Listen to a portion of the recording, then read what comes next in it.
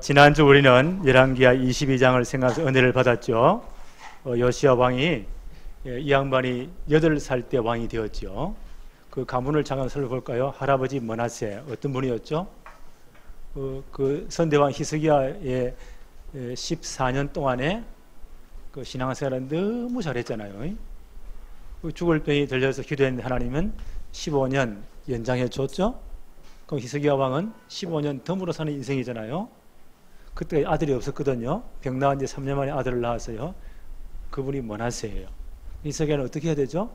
남은 인생을 진짜 이 므낫세에게 언약 전달하는 일에, 진짜 복음 전달하는 일에 생을 딱 걸어야 돼요. 이 양반이 뭔가 교만해졌는지 그 전에 엄청난 응답도 받았잖아요. 아수르 군대 18만 5천 명이 기도했는데 하룻밤에 싹 다 하나님 죽여버렸잖아요. 전 세계 소문도 다 나고 예물을 가지고 오고 이분이 뭔가 이상해져 버렸어요. 14년 동안 너무 잘했는데 그 다음 15년은 그 아들에게 결정적으로 언약 전달이 안 된 겁니다. 자, 이게 뼈아픈 역사의 진실이에요. 우리에게 주는 교훈이에요. 아무리 큰 교회, 아무리 많은 재산 남겨주면 뭐합니까? 히스기야 왕이 그때 그 나라는 대단했어요. 그 아들 므낫세가 12세 왕이 돼서 어떻게 했다고요? 이분이 이제 권력을 장악하면서 하여튼 하나님 약 올리는 백과사전, 그렇죠? 하나님이 정말 싫어하는 것만 골라다가 그것도 왕을 55년 했으니까 이런 상황이었단 말이에요. 그래서 이 복음 각인이 이렇게 무섭구나. 므낫세 죽고 난 다음 그 아들 암몬 보세요. 아몬이죠? 이 양반 보세요. 하여튼 그 아버지 그대로 하다가 백성들에게 맞아 죽었어요. 그리고 세워진 왕이 요아스입니다. 이분이 8세에 왕이 되었죠. 그러면 그 어머니나 그 주위에 있는 분들이 중요한 멘토가 되었겠죠. 아마 신앙으로 너무 지금 질렸으니까 신앙으로 잘 이를 멘토해 준 것 같아요. 잘 이렇게 길러준 것 같아요. 이분이 이제 철이 드니까 18년, 왕이 된 지 18년이니까 26세쯤 되었어요. 그때 이분이 보세요. 그 할아버지 때부터 하나님의 성전에 우상이 완전 막 가득 차고 전 나라가 박살났잖아요. 대대적인 종교개혁을 합니다. 모든 우상을 다 제거해. 성전 예배 다시 회복해. 건 60년 동안 비워졌던 성전이니까 엉망진창이 되었겠죠? 싹 다 수리해. 이래서 대대적인 종교개혁을 단행합니다. 요시야 왕이. 그 성전 수리하면서 뭘 발견하죠? 율법책을 발견해요. 모세가 기록한 거잖아요. 하나님의 언약궤가 있는 성소에 두었잖아요. 그걸 발견합니다. 그 율법책을 읽으면서 요시야가 깜짝 놀란 겁니다. 이 하나님의 법에 우리나라를 재어보니까 완전 망할 짓만 했구나. 북쪽 사마리아가 완전히 망했잖아요. 그때 하나님이 그들을 재어본 그 줄로 요시야 당시 유다를 재어보니까 똑같다는 거예요. 북쪽 아합 왕이 망할 때 가장 악한 왕이 아합 왕이잖아요. 하나님 약 올리지 말고 완전 망한 가문. 그 가문의 다림줄을 하나님 집어온 다림줄을 가지고 자기를 재어보니까 다 망하게 됐거든. 그 율법책을 읽고 자기 나라를 보니까 이제 우리는 다 망했구나. 하나님의 심판을 당할 수밖에 없구나 하는 그 죄악을 깨닫게 돼요. 가슴을 치면서 옷을 찢으며 통곡하잖아요. 이게 율법의 제일 기능이에요. 율법의 기능 첫 번째 뭐요? 죄를 깨닫게 합니다. 우리의 죄를 드러내는 거예요. 그리고 율법의 기능 두 번째가 뭐죠? 율법이 모학 선생이 되어가지고 여기 있으면 맞아 죽으니까 빨리 이 모든 죄와 저주를 해결하실 하나님의 유일한 방법, 창세기 3장 15절의 주인공 그리스도를 붙잡아야 된다. 그래서 바울은 뭐라고 말하죠? 율법이 우리의 모학 선생, 초등교사가 되어서 그리스도에게로 안내했다는, 살 길로 안내했다는 거예요. 그래서 요시야 보세요. 그 율법책 속에서 뭘요? 하나님의 언약을 발견해요. 그 성경을 자세히 보면 열왕기하 22장에는 율법책이라 되어 있어요. 오늘 본문 잠깐 읽었죠? 23장에 뭐라고 되어 있죠? 언약책이라고 되어 있어요. 율법의 두 번째 기능이에요. 너희는 이 율법에 몰면 맞아 죽으니까. 우리는 시내산에 있으면 번개 맞아 죽어요. 율법이 뭐냐? 너희는 맞아 죽을 죄인이니까 빨리 이 모든 문제를 해결하신 그리스도에게로 도망가라. 십자가 붙잡으라는 거예요. 칼보리산으로 도망가라는 거예요. 그 그리스도 언약 붙잡으라는 거예요. 복음 붙잡으라는 거예요. 그게 율법의 두 번째 기능이에요. 요시아가 이걸 발견합니다. 아, 이 언약밖에 없구나. 네. 그리고 율법 속에서 언약을 발견해요. 그리고 전 백성들을 모아놓고 율법을 읽어주면서 언약을 선포해요. 그래서 어떻게 했다고요? 전 백성들이 언약을 따르기로 결정을 했다. 네. 3절 한번 볼까요? 왕이 단위에 서서 여호와 앞에서 언약을 세우되 마음을 다하고 뜻을 다하여 여호와께 순종하고 그의 계명과 법도와 율례를 지켜 이 책에 기록된 언약의 말씀을 이루게 하리라 하며 백성이 다 그 언약을 따르기로 하였더라. 언약을 붙잡는 거예요. 그래서 언약 붙잡았던 구체적인 증거가 요시야 때에 이제 처음으로 가나안 들어와서 진짜 하나님 말씀대로 유월절을 지킵니다. 네. 그 유월절의 주인공이 누구십니까? 그리스도입니다. 그렇잖아요. 애굽에서 빠져나온 날이 유월절이죠. 10가지 장 일어나도 안 돼요. 마지막 애굽의 모든 장자를 다 죽이는 그날. 이스라엘 백성도 예외가 아니요. 애굽 땅에 있으니까, 원죄 아래 있으니까. 그 재앙을 피하는 방법이 하나밖에 없어요. 6월절 어린 양 준비해서 그날 저녁에 잡고 그 피를 문설주와 임방에 발라라. 죽음의 천사가 모든 애국 가정의 장자를 다 칠 때에 피 정근 가정은 넘어갈 것이다. 패스 오버. 네, 그게 6월절이에요. 그 6월절 어린 양은 누구를 예표합니까? 그리스도를 예표합니다. 그래서 전 백성들이 보세요. 가나안에서 이제 들어온 이후에 출애굽 들어온 후에 처음으로 진짜 정확하게 6월절을 지키면서 6월절의 주인공이신 그리스도를 바라보게 되었다. 오늘 중요한 핵심이에요. 첫 번째, 6월절 준비. 원래 이스라엘 백성이 6월절을 지키려면 누룩을 다 제거해야 돼요. 자, 6월절을 이제 지키기 전에 요시야가 율법서를 읽으면서 뭘 발견했다고요? 언약을 발견했다. 언약의 핵심이 그리스도예요. 전 백성의 언약을 따르기로 결정했다. 하나님 주신 최초의 언약이 무엇일까요? 창세기 2장 17절. 에덴 동산에 가장 영광스러운 최고의 축복의 자리죠. 아담과 하와를 두시면서 너와 나와 언약을 맺자. 그걸 행위 언약이라고 해요. 혹은 사랑의 언약이라고 해요. 네가 하나님의 언약 백성임에, 하나님의 최고 사랑받은 백성임에 증거가 선악을 알게 하는 나무다.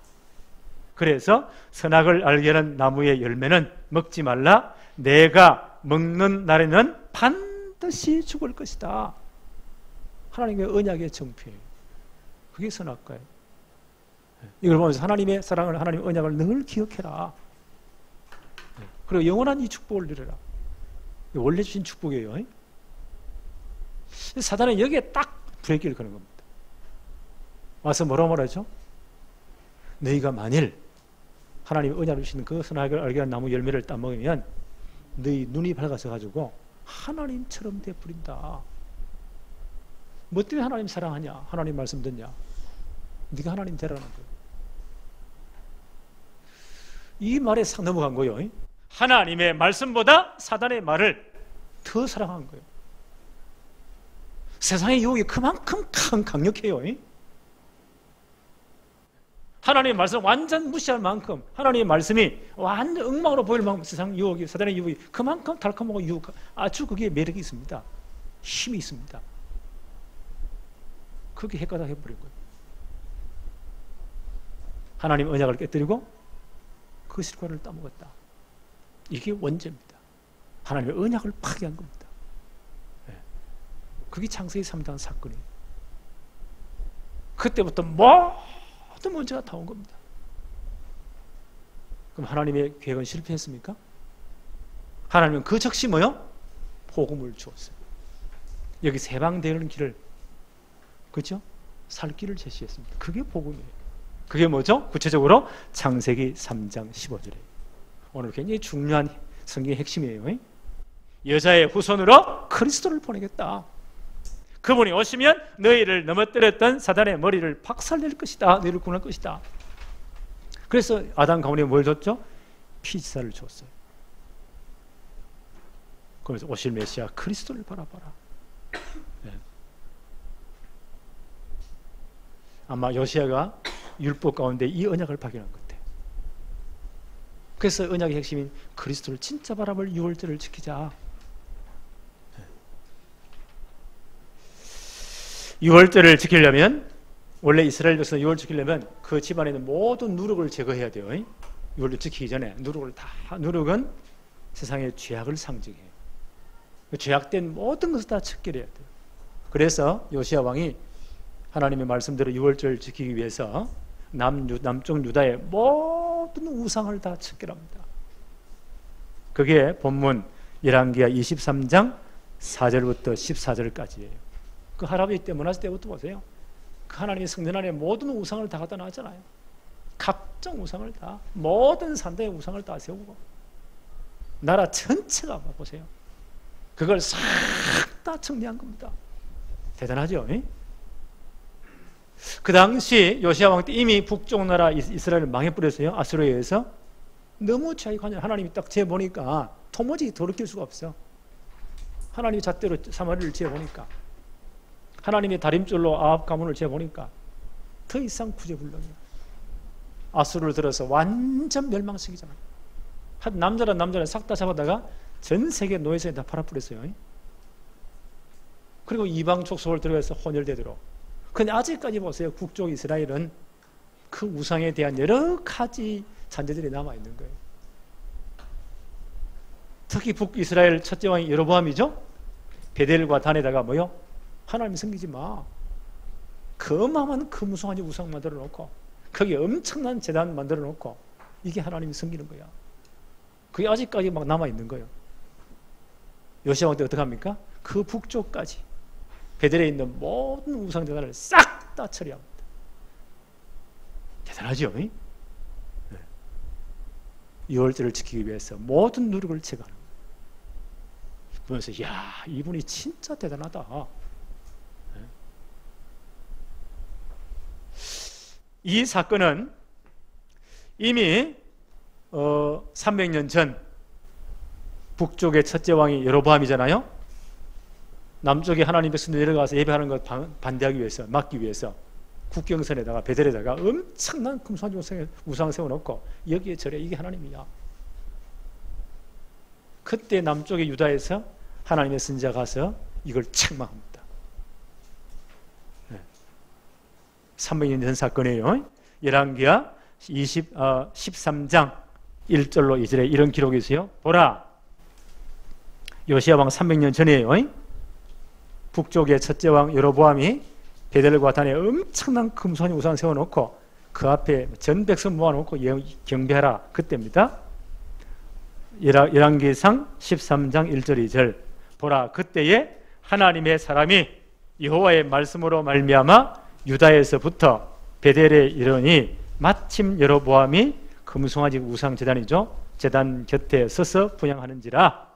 하나님의 사람이 제단을 향하여 여호와의 말씀으로 외쳐 이르되, 제단아 제단아, 여호와께서 이와 같이 말씀하시기를 다윗의 집에 요시아라 이름하는 아들을 낳으리니 그가 내 위에 분향하는 산당 제사장들을 내 위에서 제물로 바칠 것이요 또 사람의 뼈를 내 위에 사르리라 하셨다 하니라 하고.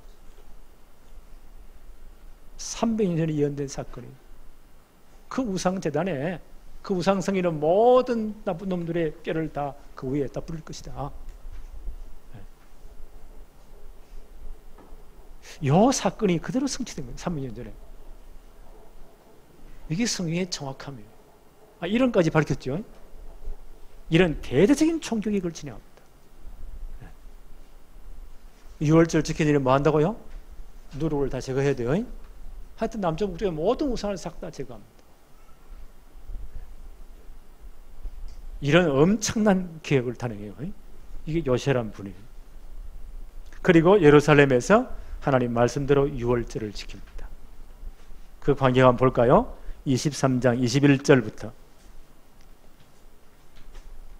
23장 21절 왕이 뭇 백성에게 명령하여 이르되 이 언약책에 기록된 대로 너희의 하나님 여호와를 위하여 유월절을 지키라 하매 22절 사사가 이스라엘을 다스리던 시대부터 이스라엘 여러 왕의 시대와 유다 여러 왕의 시대에 이렇게 유월절을 지킨 일이 없었더라.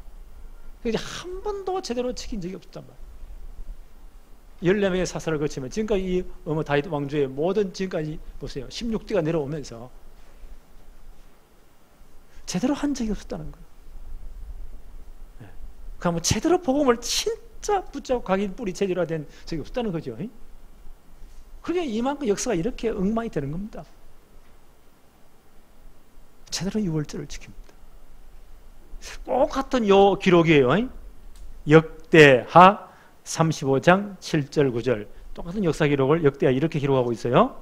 역대하 35장 7절로 9절에 요시아가 그 모인 모든 일을 위하여 백성들에게 자기의 소유 양떼 중에서 어린 양과 어린 염소 3만 마리와 수소 3천 마리를 내어 유월절 제물로 주매 방백들도 절거의 희생을 드리고 백성과 제사장과 레위 사람들에게 주었고 여 하나님의 전을 주장하는 자 hil기야와 스가랴와 여히엘은 제사장들에게 양 2,600마리와 수소 300마리를 유월절 제물로 주었고 또 레위 사람들의 우두머리들 곧 고냐냐와 그의 형제 스마야와 느다넬과 하사바와 여이엘과 요사밧은 양 5,000마리와 수소 500마리를 레위 사람들에게 유월절 제물로 두었더라.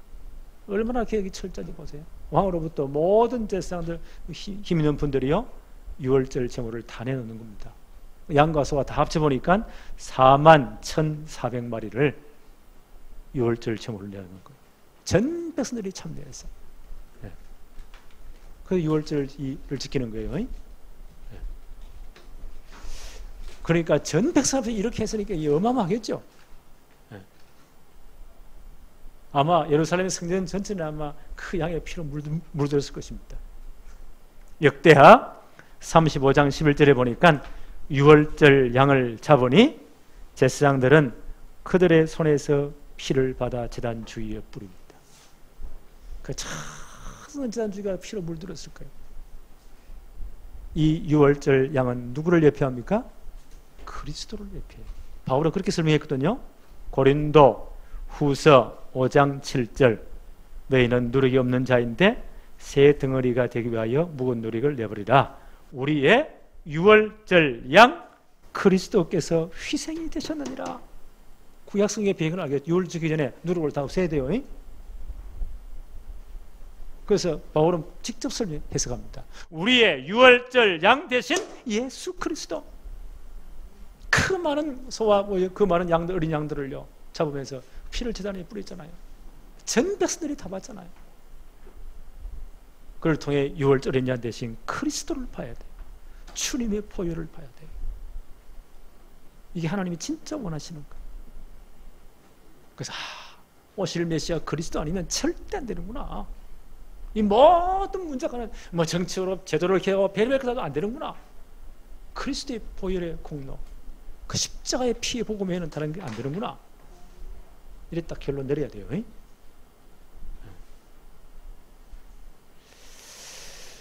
23절에 보니까 요시야 왕 18째 해에 8살에 왕이 된 18년 지났으니까 26세지요. 이때 성전 청소하고 율법책 발견하고 모든 우상 다 제거하고 유월절 지킨 거예요. 18째 해에 예루살렘에서 여호와 앞에서 이 유월절을 지켰더라. 예루살렘의 성전에서 유월절을 지킵니다. 왜 그렇습니까? 신명기 16장 5절 6절에요.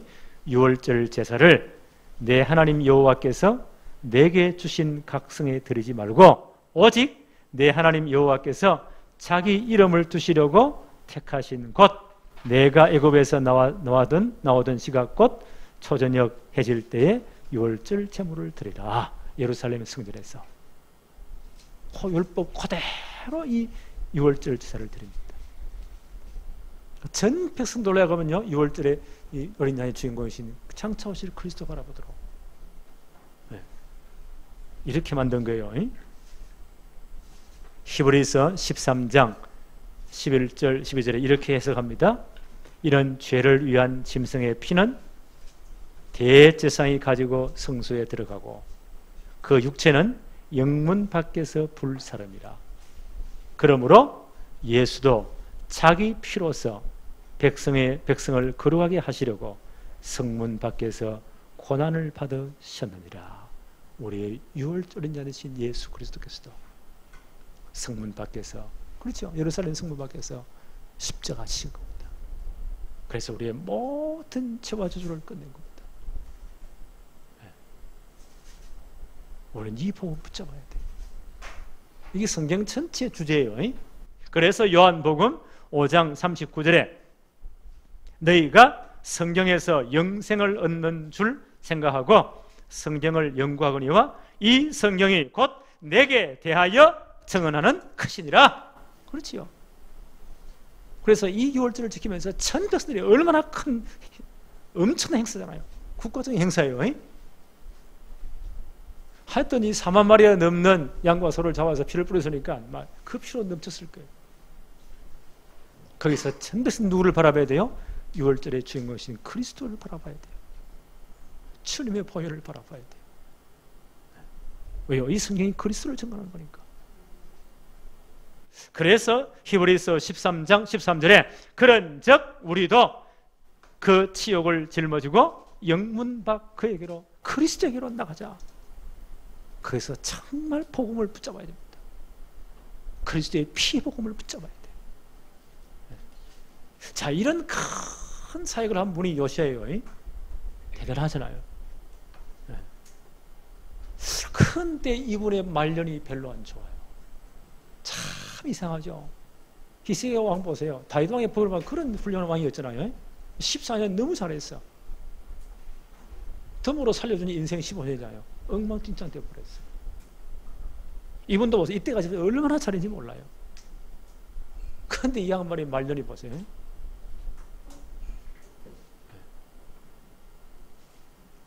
말년이 너무 비참해요. 제 생각인데 아마 이렇게 큰 사역을 하고도 정말 복음으로 각인 뿌리 체질 안 되니까 다른 게 나타나는 거예요. 왜 우리가 어릴 때부터 렘넌트에게 계속 복음 말합니까? 진짜 각인시켜야 돼요. 각인이 뭐죠? 도장 파는 게 각인이에요. 비석에 아예 돌에다가 글자 새긴 그게 각인이에요. 절대 안 변하잖아요. 인생의 근본 뿌리가 복음이 딱 되도록 뿌리 내리도록, 이게 완전 체질화, 내 피를 타고 돌도록 체질화 되도록 이렇게 만들지 않으면 세상 것들이 너무 강력합니다. 에덴 동산에 뭔가 아무런 불편이 없잖아요. 그렇잖아요. 최고의 상황에도 보세요. 사단의 말이 그렇게 매력적으로 들렸다니까요. 다락방에 오직 보고 아는 사람이 없잖아요. 그리스도를 목숨 안 되는 사람은 없어요. 목이 몇 개인지 몰라도. 이렇게 과음을 질러도요, 몇 년 뒤에 딴 데가 있어요. 그게 우리의 육신의 연약함이에요. 그래서 계속 보고 말하는 거예요. 요시야 왕에 보세요. 역사의 평가를 한번 볼까요? 23장 24절 25절 한번 보세요. 역사의 평가입니다. 요시야가 또 유다 땅과 예루살렘에 보이는 신접한 자와 점쟁이와 드라빔과 우상과 모든 가증한 것을 다 제거하였으니 이는 대제사장 hil기야가 여호와의 성전에서 발견한 책에 기록된 율법의 말씀을 이루려 하며. 이만큼 말씀 지킨 사람 없어요. 25절 요시야와 같이 마음을 다하며 뜻을 다하며 힘을 다하여 온 인격을 다해서 모세의 모든 율법을 따라 여호와께로 돌이킨 왕은 요시야 전에도 없었고 후에도 그와 같은 자가 없었더라. 전무후무한 사람이었습니다. 대단한 신앙의 사람이었어요. 이게 역사의 평가였어요. 그런데 이분조차도 보세요. 마지막이 비참하게 되어버립니다. 자, 이게 역사의 아이러니인 것 같아요. 이게 우리의 거울이에요. 그런데 이게 자랑할 수 없겠구나. 그 신앙생활을 자랑할 거 못 되구나. 끝을 봐야지. 한번 볼까요? 23장 26절 27절. 그러나 여호와께서 유다를 향하여 내리신 그 크게 타오르는 진노를 돌이키지 아니하였으니, 요시야 때 이렇게 큰 회개가 일어나도 하나님은 이미 심판을 작정한 것 돌이키지 않습니다. 이는 므낫세가 여호와를 경노케 한 그 모든 경노 때문이라. 이미 하나님의 심판은 진행되는 거예요. 연기될 뿐이었어요. 요시야 때까지는. 27절 여호와께서 이르시되 내가 이스라엘을 물리친 것 같이, 이미 북이스라엘 망했잖아요. 남유다도 내 앞에서 물리치며 내가 택한 이 성 예루살렘과 내 이름을 거기 두려고 한 이 성전, 예루살렘 성전이죠. 성전을 다 버릴 것이다.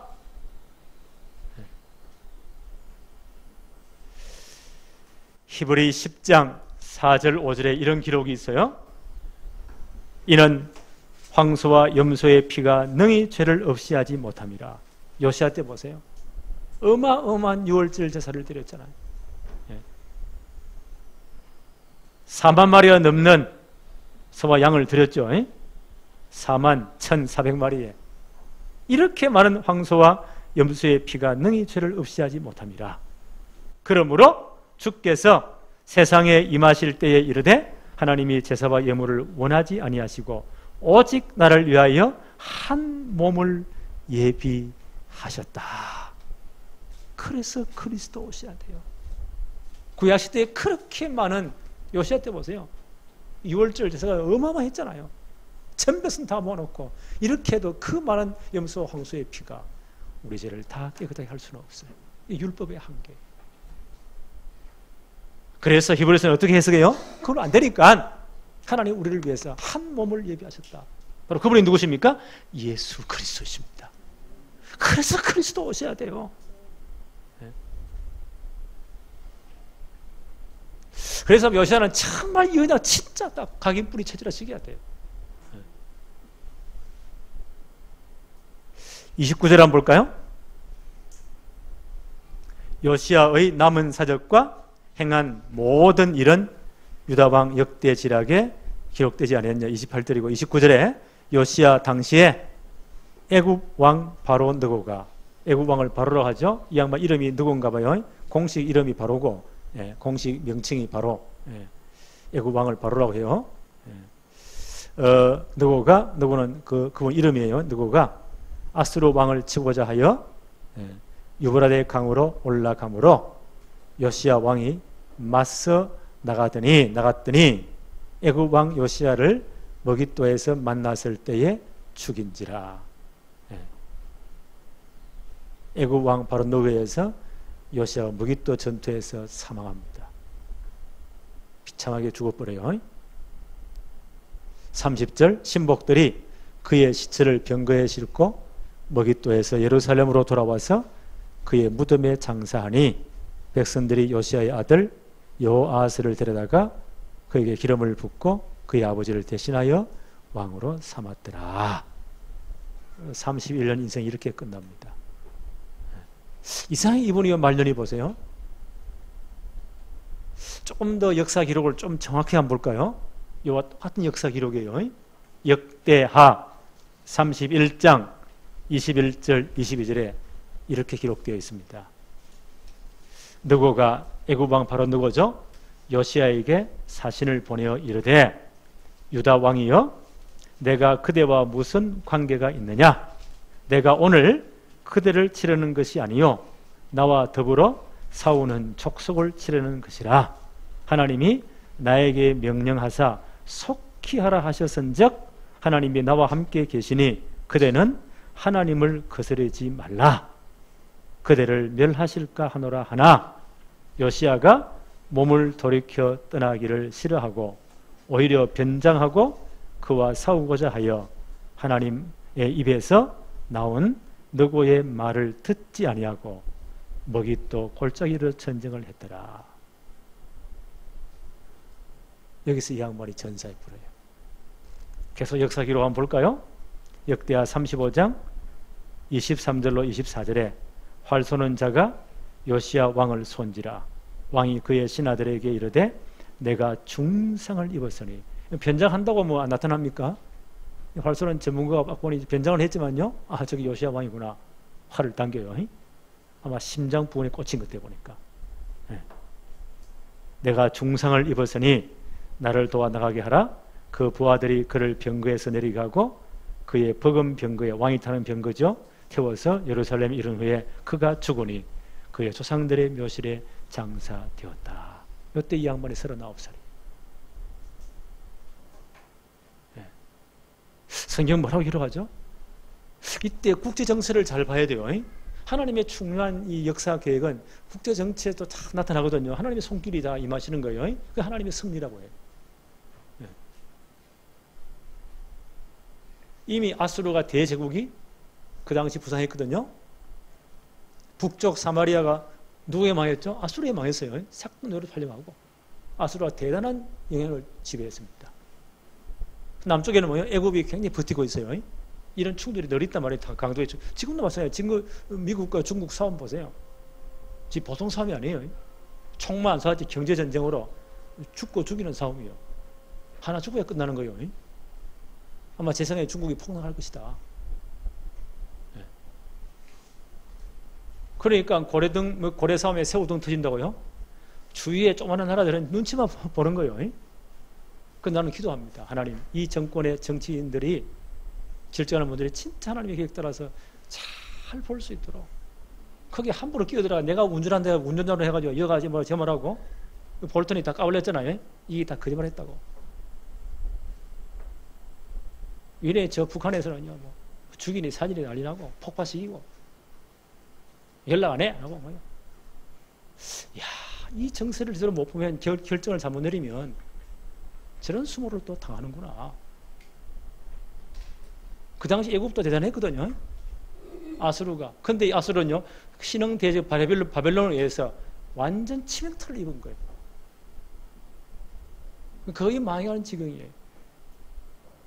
그러니까 애굽은 어떻게 하죠? 더 이상 이 큰 제국들이 밀려 내려오지 않도록 아수르를 완전히 박살내겠다고 정복전이 나서는 거예요. 그래 이걸 다 차지하려고 바벨론 못 내려오도록. 여기에 요시야는 가만히 있어야 돼요. 그런데 이제 북쪽 이 사마리아가 북이스라엘이 아수르에 완전히 박살났잖아요. 아수르 다시 일어나면 안 되니까 이 패권에 끼어들어가지고요, 애굽이 못 올라오도록 이걸 막고 있는 거예요. 이 바로 누구 이 양반이 굉장히 또 영적으로 또 깨있는 분 같아요. 사신을 보내서 이제 편지를 보냅니다. 요시야 왕이여, 당신이 끼어들지 마세요. 괜히 다칩니다. 하나님의 말씀이 당신은 여기서 빠지라고 했습니다. 그대는 하나님을 거스르지 않도록 하세요. 그 양반이 전체를 판단을 잘못한 거예요. 이렇게 신앙적으로 훌륭한 일을 해도요, 이런 판단이 잘못된 것 같아요. 뭔가 모르게. 여러분 억지로 이걸요, 그 강대국으로 맡겠습니까? 아, 내가 다 운전자가 내가 다 해. 경고를 무시하고 하나님 말씀 무시하고 왕의 복장을 변장을 하고 애국을 마서 서로 나간 겁니다. 거기서 이 양반이 죽어버린 겁니다. 하나님의 절대 계획을 보시고, 하나님의 계획은 바벨론을 일으키는 거예요. 전체 질서를 재편하는 거예요. 그 바벨론에 의해서 남쪽 유다 왕을 70년 포로 잡아가잖아. 질들이는 겁니다. 몽둥이로. 하나님의 심판이 임박했습니다. 누가 뭐래도 하나님의 절대 계획은 이루어지게 되어 있습니다. 역사의 모든 지구사, 지구 창조일 지금까지 멸망까지 하나님 모든 역사에는 하나님이 지고 계십니다. 나는 이 사실을 믿습니다. 그래서 기도하는 거예요. 몇 사람 여기저기 가가지고 이런 말 저런 말 해가지고 그게 안 되는 겁니다. 그래서 기도해야 돼요. 이 양반이 뭔가 판단이 잘못된 거예요. 하나님의 절대 시간표, 하나님의 절대 계획을 못 본 겁니다. 이게 막 그 없이 끼어들다가요 개죽음 당한 거예요. 나는 이거 보면서 진짜 이 나라를 위해서 기도할 때다. 어설프게 나서지 않도록. 분명한 것은 이 복음은 땅 끝까지 모든 족속에 청거되고 주님 재림하십니다. 하나님의 절대 시간표입니다. 나는 북한문이 열린다고 봐요. 하나님의 큰 역사 시간표는 제가 열어놓고 완전 이제 개방되어서 전 세계 자본이 들어와서 다시 아마 재건되는 날이 온다고 봐요. 그때 진짜 똑똑한 우리 렘넌트, 복음의 렘넌트들이요 투입되면서 전 세계 자본 다 끌고 오는 거예요. 그때 북한 재건 역사가 일어난다고 봐요. 그때 북한 지하교회 모든 성도가 해방된다고 봐요. 나는 저 땅에 그때요 그날 렘넌트 경제의 미래의 삐처리 경제 회복된다고 봐요. 237 복음할 모든 문들을 여신다고 봐요. 나는 하나님이 절대 시간 이렇게 움직일 것이다. 우리는 그 날을 준비하는 겁니다. 시대마다 이 복음 역사는요 복음 가진 소수에 의해서, 소수의 민족에 의해서 하나님 이 역사를 이끌어 가셨어요. 그래서 기도하는 겁니다. 나는 그날로 진짜 기도합니다. 여기에 정말 복음의 주역으로 서임받을 렘넌트 일어나도록. 그리고 우리 여기 생을 걸자는 거예요. 그런데 이 양반이 이런 걸로 전체를 못 보고 쓸데없이 개입하다가 거기서 개죽음 당합니다.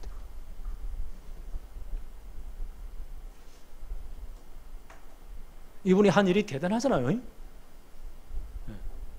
이런 왕이 없었다고 했는데 보세요. 또 이분의 실책 2개가 나와요. 두 번째 그 아들들 한번 보세요. 이 양반 죽고 나니까 그 아들이 왕이 되었죠. 그 왕이 하는 짓을 한번 보세요. 32절 여호아하스가 그의 조상들의 모든 행위대로 여호와 보시기에 악한 일만 했다. 그렇게 선한 아버지 밑에서 보세요. 아버지 죽고 나니까 이 여호아스가 3개월 동안 왕을 하거든요. 석 달 동안 다스리거든요. 석 달 동안 하나님 약올린 질망했다. 이때 벌써요 애굽의 바로 느고가 전체 그 지역을 다 장악한 거예요. 강대국이. 그러니까 이 유다 왕의 모든 것을 왕을 세우고 안 세우고 다 좌지우지 다 주물르는 겁니다. 그래서 그 동생을 왕으로 세워요. 네. 성경 볼까요? 34절 바로 느고가 요새의 아들 엘리야김을 여호아스를 폐시켜버리고요 애국으로 잡아가 버리고 그 배다른 동생이죠 엘리야김을 그의 아버지 요새를 대신하여 왕으로 삼고 그의 이름을 고쳐 여호야김이라 하고 여호아스는 애국으로 잡아갔더라. 거기서 죽었더라. 참 비참하죠. 그리고 35절 보니까 엄청난 세금을 매깁니다. 이게 국제정세에 돌아가는 겁니다. 역사의 평가를 볼까요? 36, 37절에 여호야김이 왕이 될 때에 나이가 25세라 예루살렘에서 11년간 다스리니라. 그의 어머니 이름은 서비다라 루마프다야의 딸이더라. 37절 여호야김이 그의 조상들의 행한 모든 일을 따라서 여호와 보시기에 악을 행하였더라. 그 이후에 얼마 후 유다는 완전히 신은 대제국 바벨론에서 박살납니다. 이 두 아들들 보세요. 이 양반 죽고 난 다음에 애굽이 완전 정원돼가지고 왕도 바꿔버리고 두 아들 보세요. 완전 엉망진창입니다. 그렇게 잘했는데 보세요. 이 양반이 마지막에 이래 된 거예요. 두 아들 보세요. 본인도 이렇게 엄청난 일을 했지만 복음의 각인뿌리 체질이 안 된 거예요. 그 아들들에게 진정으로 복음 각인뿌리 체질을 못 시킨 거예요. 역사의 교훈입니다. 저는 이 말씀을 계속 묵상하면서요, 혹시 우리 일이 아닐까? 우리 얼마나 사랑합니까? 우리밖에 복음이 없다고? 세계복음은 내일 다 할 거잖아.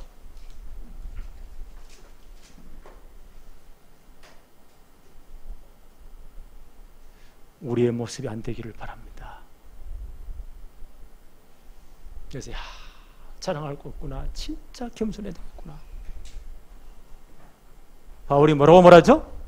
로마서 3장 4절에 사람은 다 거짓되되 오직 하나님은 참되시니라.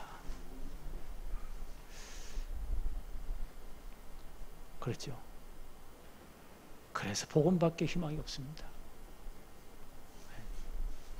이걸 제대로 알고 있는 바울은 로마서 1장을 딱 열면서요, 복음부터 설명해요. 로마서 1장 16절 17절. 이 복음은 모든 믿는 자를 구원하시는 하나님의 능력이 된다. 오직 의인은 이 복음 믿는 믿음으로 사는 것이다. 복음 외에는 자랑할 게 없다는 거예요. 우리도 충분히 이럴 가능성은 충분히 있습니다. 이 역사 이 반복이니까.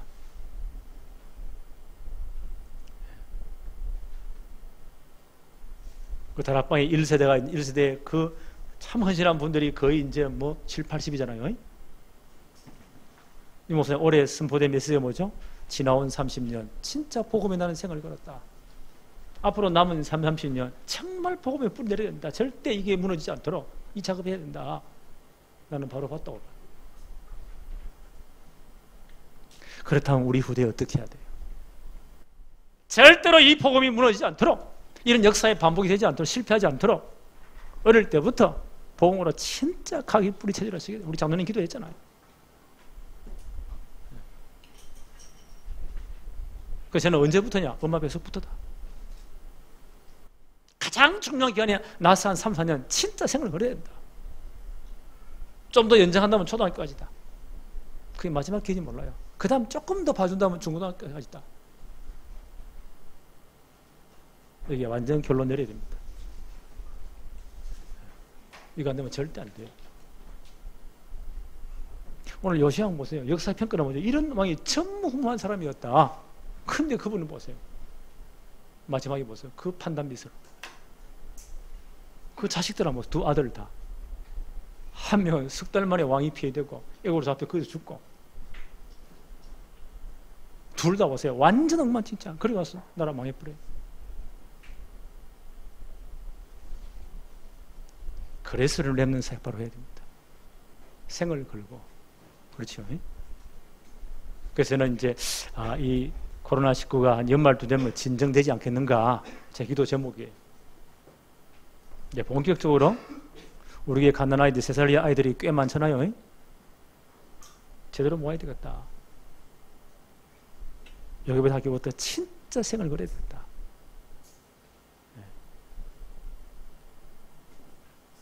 오늘 좀 부탁을 해서요, 월화수목금까지 이 아이들을 모아놓고 할 프로그램, 한 달 정도 할 프로그램을 한번 짜보세요.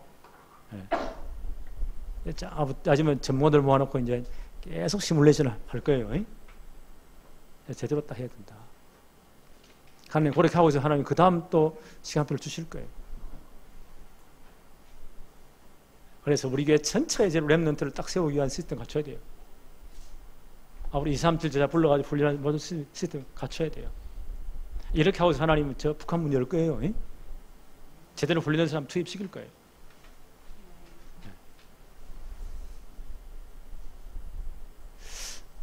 오늘 이 말씀을 들으면서 우리 모두 이제 결심하십시다. 우리는 여기에 생을 걸어야 된다. 그렇죠? 진짜 이렇게 기도해야 된다. 한 주간 이 축복이 여러분의 정말 기도 제목 되어지기를 바랍니다. 하나님 아버지 감사합니다.